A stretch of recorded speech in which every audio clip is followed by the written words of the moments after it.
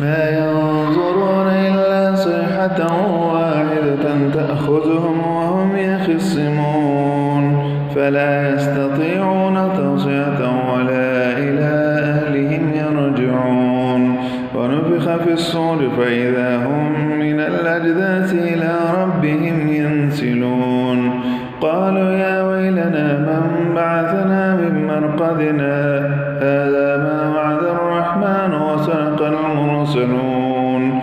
إن كانت إلا صيحة واحدة فإذا هم جميع لدينا محضرون فاليوم لا تظلم نفس شيئا ولا تجزون إلا ما كنتم تعملون إن أصحاب الجنة اليوم في شغل فاكهون هم وأزواجهم في ظلال على الأرائك متكئون لهم فيها فاكهة ولهم ما يدعون سلام قولا من رب رحيم وامتازوا اليوم أيها المجرمون ألم أعهد إليكم يا بني آدم ألا تعبدوا الشيطان إنه لكم عدو مبين وأن اعبدوني هذا صراط مستقيم ولقد أضل منكم جبلا كثيرا أفلم تكونوا تعقلون هذه جهنم التي كنتم توعدون اصلوها اليوم بما كنتم تكفرون اليوم نختم على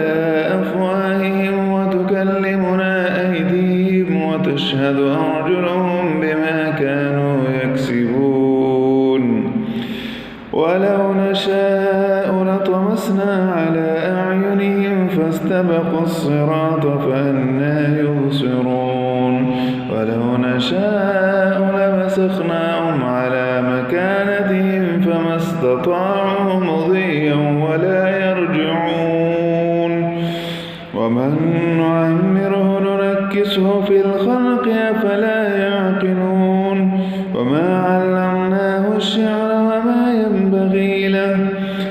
إن هو إلا ذكر وقرآن مبين لينذر من كان حيا ويحق القول على الكافرين أولم يروا أنا خلقنا لهم مما عملت أيدينا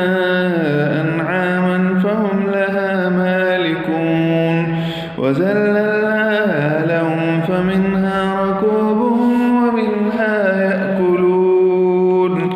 لهم فيها منافع ومشارب أفلا يشكرون واتخذوا من دون الله آلهة لعلهم ينصرون لا يستطيعون نصرهم وهم لهم جند محضرون فلا يحزنك قولهم إنا نعلم ما يسرون وما يعلنون أولم ير الإنسان أنا خلقناه من نطفة فإذا هو خصيم مبين وضرب لنا مثلا ونسي خلقه قال من يحيي العظام وهي رميم قل يحييها الذي أنشأها أول مرة وهو بكل خلق عليم الذي جعل لكم من الشجر الأخضر نارا فإذا أنتم منه توقدون أوليس الذي خلق السماوات والأرض بقادر على أن يخلق مثلهم بلى وهو الخلاق العليم إنما أمره إذا أراد شيئا أن يقول له كن فيكون فسبحان الذي